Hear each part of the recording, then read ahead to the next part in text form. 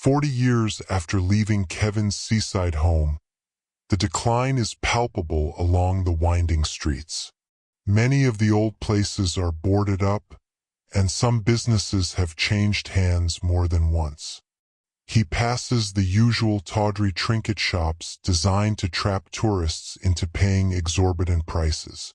Less than 5 minutes from the sea, with the seagulls circling, he finds himself making a detour into one of the dilapidated side streets. That's when he sees it, set back a little and squeezed between two equally insalubrious establishments. A blue plaque above a door reads, Ernest Dunway, 1832 to 1908, architect of the old pier, lived here. Kevin can't remember noticing the sign when his brother had been alive. But the door, now a faded blue with paint chipping off, could easily have been missed. Staring at it, the universe seems to shrink, and for a moment he's a young lad back with his mother. The wind is rattling the panes of their seaside house as they sit at the kitchen table poring over newspaper cuttings and old pier memorabilia. A harmless enough hobby, yet a joint fascination with the past that was to cost them everything. Intriguingly, the door has no handle, number, or letterbox. Kevin wonders whether he's imagining things, but the wood feels solid enough. A group of the town's undesirables are hanging around one of the doorways further down the street. Being pestered at this juncture would be an unwelcome distraction. Reluctantly, Kevin continues on his way, resolving to investigate what lies behind another time. At high tide, the late autumn sea swirls gray and menacing. As the sky turns twilight, the shingle along the main beach seems at odds with the surroundings. But then Kevin recalls the stones had been transferred from a quarry as part of a regeneration project. In any case, such observations hold only a passing interest for a man haunted by a scene directly across the water. Kevin is riveted by a stretch of sea less than half a mile away. Wrapped in the town's folklore where tales of ghosts and specters abound, the remains of the old pier jut out of an unfathomable sea like a huge iron beast. Forming the bedrock of Kevin's inner life, it's an image that has turned his dreams into nightmares and disturbed his waking hours. If there's to be any peace in his later years, Kevin must confront the nightmare image once and for all. It's his only hope of liberation. Kevin walks along the new pier, stopping at one of the railings. From this vantage point, Kevin's memories run thick and fast. He pictures himself as a 10-year-old boy running to keep up with his older brother, Vic, further along the beach. 15-year-old Vic had been the apple of his father's eye and a strong swimmer with a devil-may-care attitude. Unfortunately, Vic's athleticism combined with a tendency to scorn his younger brother's apparent deficiencies. That may have been why Kevin found himself acting against his better judgment one evening and agreeing to help Vic drag the family dinghy out from the cobwebs of the family garage onto the beach, when all he really wanted was to curl up indoors. Now unwilling to pass a landmark birthday without facing his old demons head-on, Kevin plans on returning to the site that has always haunted him later that evening. Briefly allowing himself to pretend nothing bad has happened, Kevin wallows in boyish memories of listening to his mother's tales about Westonausee's old pier, especially the more ghostly ones. Her scrapbook had contained a newspaper article about how the townspeople had gathered on the beach in 1860 to watch enormous columns being skewed into the seabed. Among the crowd had been one Ernest Dunway, the architect of the Great Pier Project. There was a faded photograph of him overseeing the placement of girders strong enough to hold the weight of structures that, when finished, would appear to float above the sea. They were to include a grand concert hall made from iron arches as well as accommodating a number of Victorian tea rooms. The public would be able to enjoy promenading from one building to another by means of wooden planks half a mile long. By the mid-1860s, the glass-domed music hall was a much-loved feature, thronged by pleasuregoers donned in their finest. However, a century later, fashions had changed and its genteel elegance had been replaced by an amusement arcade complete with game machines, garish shops selling seaside must-haves, and a funfair consisting of rides which included a Big Dipper and a haunted house. When the old pier had first opened, before most of it had disappeared as a result of storms and neglect, visitors were caught up in its grandeur. However, the final death knell came one night when the sky turned red and the remaining buildings burst into flames. Though many speculated, no one knew the exact cause of the fire, but on the beach, Kevin had watched the bulk of an architect's dream collapsing into an unforgiving sea, leaving only iron bones behind. Kevin's mum hadn't known about the human side of the construction or the toll it had taken on those involved. Maintaining the pier against constant obstacles had turned Ernest into a vindictive and bitter man. It had cost him his finances, his health, and even his sanity. In the end, all Ernest's life's efforts amounted to a few people witnessing a disheveled old man shambling to the end of the pier on a cold winter's day. Ernest Dunway had never been seen again after that. Some of the more gullible townsfolk said if you were bold enough to walk to the end of the pier of an evening, you could hear his ghost railing against the world. But all that was a time long ago. The remains of the old pier had long been abandoned to the elements. On the evening that had turned Kevin's young life upside down, Vic had grown bored of tramping along the beach searching amongst the rubble for any interesting items deposited by the day's visitors. "Time for some real fun, Goosey." Those were his exact words. The nickname had come about after a goose had chased him in the park and Kevin had run to his mother as a small boy. "We used to have great times on the old pier, didn't we?" Vic's eyes glittered dangerously. Yeah, it was all right. It was unlike Vic to openly express admiration for anything.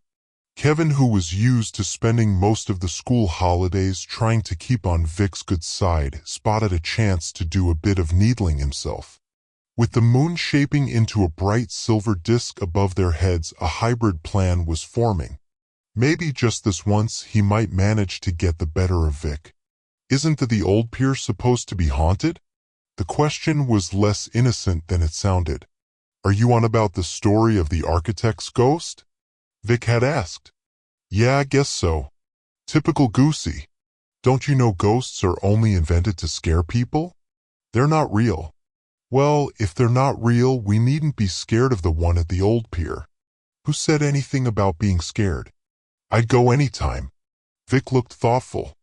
"Only problem is getting there. Maybe we could drag Dad's old dinghy out. He never uses it." "Go on.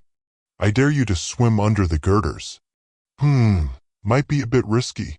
The lifeboat people are always warning about the dangers of currents and getting sucked in. You're a strong swimmer, and you've never let anything stop you before unless you really are scared." Vic stuck his chest out. "Stop talking rot. I'm not like you, Goosey.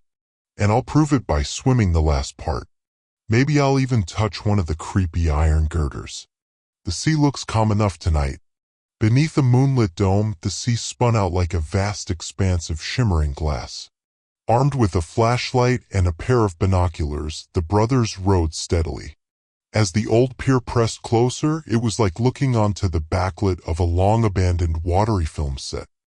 As Vic readied himself to step over the side, Kevin's heart was in his mouth. Engulfed by fear, he tugged his brother's sleeve. "I've changed my mind, Vic. You don't have to swim there. We've seen enough. Let's head back." "Don't be a wussy, Kev." Taking a deep breath, Vic launched himself into the water. Up to then, He'd always found the coldness of the sea exhilarating, but this time, even wearing a wet suit beneath his clothes, it felt different. The boys could hear the wind whipping through the old pier, howling like a wounded animal. Waves dashed against the beams, magnifying the tension. Vic was used to treading water for long periods, but at some point he began complaining of a heaviness in his limbs.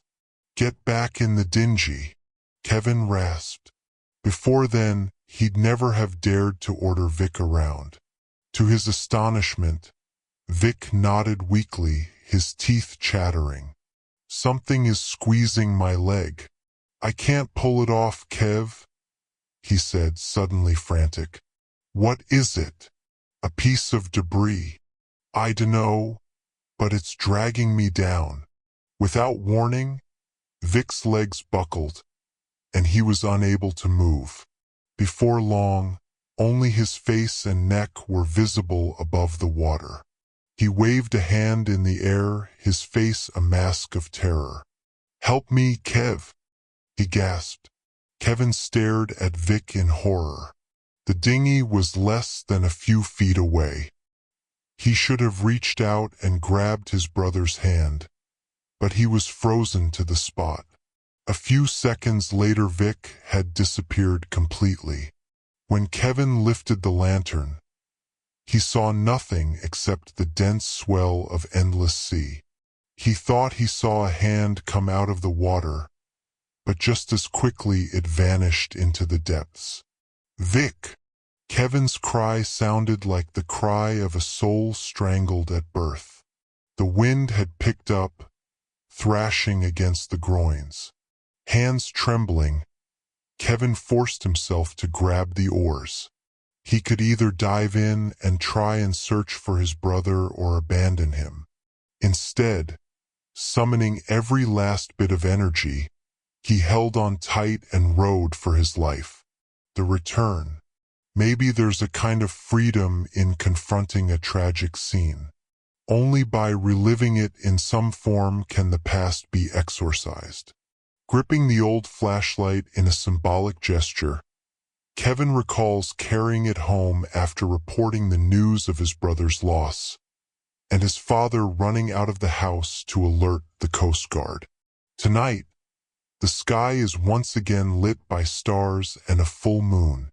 The sea is an ancient messenger knocking against the dinghy. The pulse pounding through Kevin's ears seems deafening. He's finally ready to face the past and quell the shame that has eaten into him, never giving him a moment's respite. The time has come to lay his brother's ghost to rest. Permanently. Heading towards the old pier with every detail of the original journey reignited, Kevin understands why he's been haunted for so long. It wasn't that he'd done nothing to save his brother. A poor swimmer, Kevin had always known any attempt to rescue Vic would have resulted in the loss of 2 lives. It was the discovery of a newborn exhilaration on reaching the safety of the shore. That was when the guilt had come.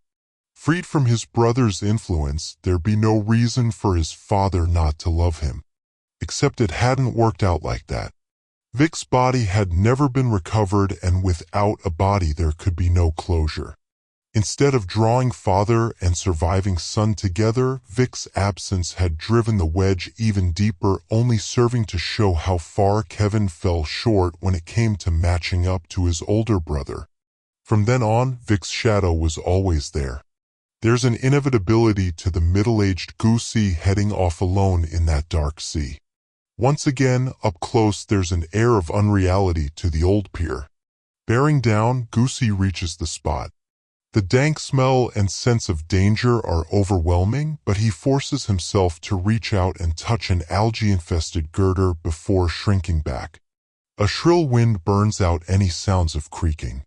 Seeking reparation, Goosey waits a while, but then the old instinct kicks in, and using every last vestige, he pulls away, wanting to put distance between himself and those cursed iron bones. A middle-aged man half mad with grief and fear, realizing all along he'd been fighting for a sense of identity. He had been swamped by his brother's formidable presence. Yet however much he tried to run away from his pain, he always ended back here mentally. Now it's literal. In spite of everything, he must try and move forward because simply being alive has to mean something. Reassured, Kevin grips the oars, feeling he can finally lay Vic's ghost to rest. But then turning around, a hand suddenly rises out of the water like a spear. An illusion surely born of a frazzled mental state. Determined to get away, he rows with all his might, but it follows like a snake's head. Half expecting it to be the hand of his dead brother, he's surprised to see the withered hand of an old man. Emerging from the ocean and attached to a huge veiny arm, the hand latches onto the dingy. Next, the head and torso of a man dressed in Victorian garb, complete with top hat, is revealed. Who does the grizzled face belong to, if not the old architect of Kevin's mother's news cutting? Whoever it is, the thing, for it is hardly human, reaches in and pulls Kevin out. For a few agonized seconds, hit by the knife-biting cold, he grapples the ghost which has wrapped itself about him like an octopus refusing to relinquish prey. As the water freezes Kevin's lungs, he has a vision of his brother swimming towards him, arms spread wide. There's a final tug, then a feeling of release. With no strength left, Kevin is forced to relinquish whatever hold life has on him until reaching a point where he's no longer aware of himself as an animate being. He sinks down until his feet brush the seabed. At first, there's nothing but debris and grayness ahead. After a while, though, the murkiness clears and he glimpses his future. A little way ahead, he can make out the remains of the old concert hall. In this new dimension where time is purely subjective, he finds himself passing through an ornate entrance into an atrium leading to a hall. Doors swing open and before him are the faces of the old Victorian concert-goers clapping in time to the music being played on the stage. Kevin spots a stirring in the back row seats. The Victorian architect, still attired in his grandest, and Kevin's older brother turned to face him. It's almost a relief when the orchestra stops playing. "I've been waiting for you," Vic says. "I knew you'd have to come in the end." "I have a proposition," the architect declares with a rictus grin. Kevin hears himself asking the man what he wants. "Your brother's life in return for your own." "Do I have a choice?" "Not if you want to atone for leaving your brother. By sacrificing yourself and acting as a channel for his soul, he will be given a chance to roam the earth before passing over to the other side permanently." "Why me?" Vic asks, fearing he already knows the answer. "You always believed in the power of the old pier while your brother never did." He's hardly in a position to scoff at the existence of ghosts now, but Vic always lacked your imagination and appreciation of the past. Having his life cut short has served no real value. It was always meant to be you. In the darkness, a bin rattles and a rat scurries off into the early morning gloom. The undesirables have sloped off into their dens or wherever it is they go at this ungodly hour. No one notices the door of the old architect's house opening from the inside, nor the bedraggled 15-year-old emerging onto the street in clothes that are so last century. But the boy, unsure if he is alive or dead, has spent long enough in the architect's company to know the old pier will always cast a long shadow.